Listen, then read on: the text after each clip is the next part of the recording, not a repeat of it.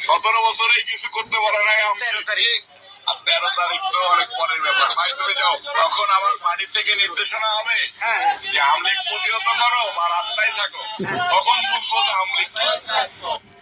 যাই হোক, 17 বছর আওয়ামী লীগ কিছু করতে পারে নাই এই ধারণা আপনাদের ভুল। আওয়ামী লীগ কিছু করে নাই আপনাদেরকে। আর যদি আওয়ামী লীগ কিছু করতো, আপনাদের পার্টিও থাকতো না, আপনারাও থাকতেন না, আর আজকে এই কথা বলারও সুযোগ পাইতেন না।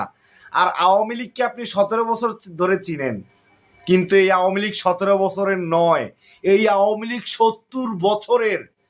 পাকিস্তানিরা চিনে, পাকিস্তানিরাও এই আওয়ামী লীগকে নিষিদ্ধ করেছিল, তার ফলাফল এই বাংলাদেশ হয়েছে।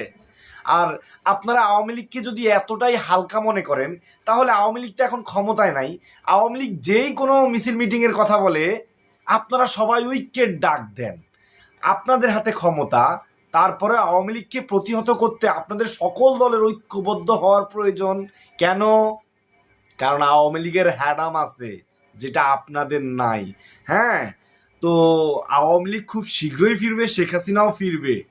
একবার আওয়ামী লীগের নেতাকর্মীরা যে যার এলাকায় যাক, তখন আমরা দেখব কত ধানে কত চাল, আর আপনারাও কোন ক্ষেতের মূলা। তো যাই হোক, সময় কথা বলবে।